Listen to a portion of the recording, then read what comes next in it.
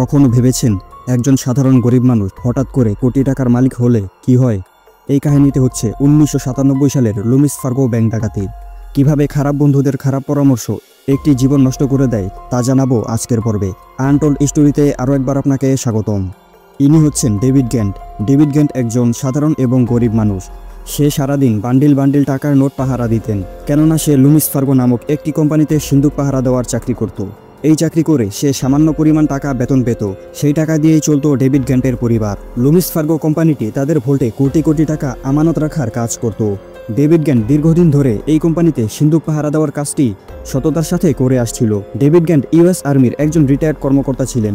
US army থেকে retire নেওয়ার পর সে লুমিস ফার্গো নামক কোম্পানির ভোল্ট সুপারভাইজার হিসেবে দায়িত্বপ্রাপ্ত হন। কোম্পানি থেকে অল্প টাকা স্যালারি পাওয়ায় তার পরিবার চালানো কষ্টকর হয়ে পড়েছিল। মাথাভর্তি টেনশন আর পরিবারের দায়িত্ব তাকে কাজে অমনোযোগী করে তুলেছিল।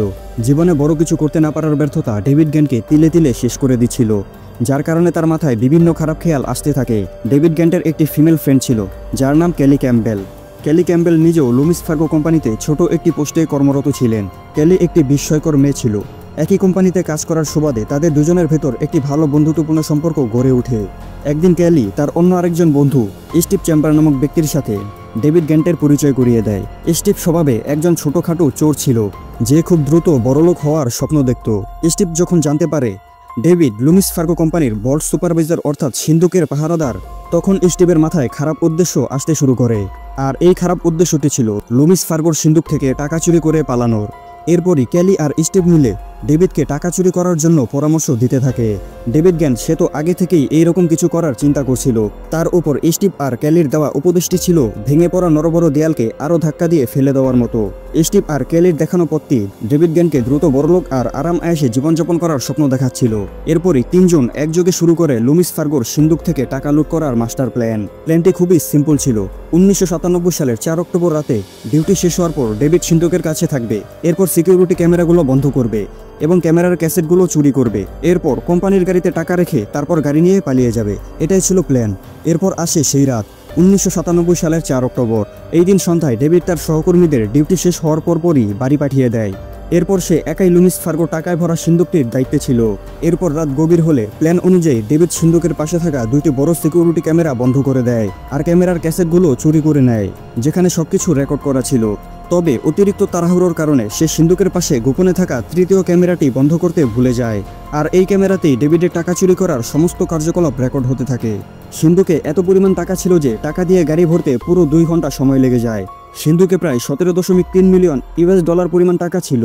আর এই সম্পূর্ণ টাকাগুলো গাড়িতে ভরা হয়েছিল। গাড়িতে সমস্ত টাকা রাখার পর ডেভিড গ্যান্ট খুশিতে নাচতে শুরু করে। তবে তার গতিবিধি তৃতীয় ক্যামেরায় রেকর্ড হচ্ছে এটা সে বুঝতেই পারেনি। এরপর প্ল্যান অনুযায়ী তারা টাকার গাড়িটি নিয়ে পালিয়ে যায়। পরের দিন সকালে বাকি কর্মকর্তারা কর্মস্থলে এসে সিন্দুক খোলার জন্য চাবি খুঁজছিলেন, কিন্তু সিন্দুকের চাবি কোথাও খুঁজে পাওয়া যাচ্ছিল না। এরপর বিষয়টি পুলিশকে জানানো হয়।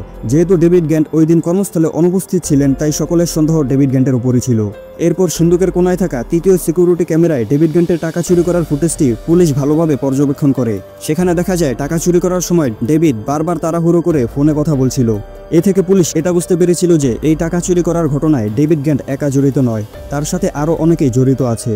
এরপর পুলিশ পুরো শহরে প্রধান আসামি ডেভিড গ্যান্টকে খুঁজতে শুরু করে, কিন্তু কোথাও তার কোনো খোঁজ পাওয়া যাচ্ছিল না। তবে টাকা চুরি করতে যেই গাড়িটি ব্যবহার করা হয়েছিল সেই গাড়িটি একটি পরিত্যক্ত জঙ্গলে পড়ে থাকা অবস্থায় শনাক্ত করা হয়। গাড়িটি তল্লাশি করে প্রায় $3 মিলিয়ন অবশিষ্ট উদ্ধার করা হয়।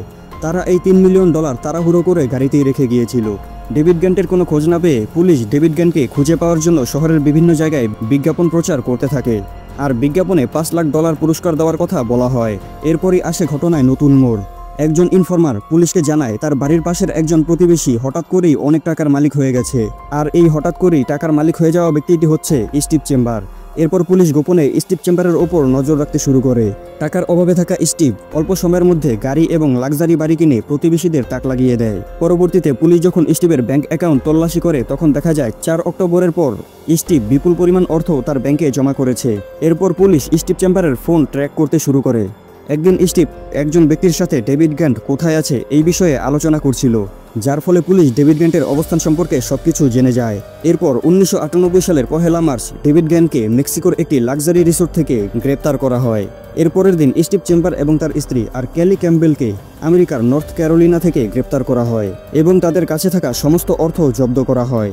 এরপর স্টিভ চেম্বারের 11 বছর কারাবন্দি আর ডেভিড গ্যানকে 7 বছর কারাবন্দি থাকতে হয়, পাশাপাশি অনেক টাকা জরিমানা দিতে হয়। আর এখানেই শেষ হয় লুমিস ফার্গোর টাকা চুরির কাহিনী। এইরকম আরও ভিডিও পেতে এখনই লাইক, কমেন্ট আর সাবস্ক্রাইব করে রাখতে পারেন।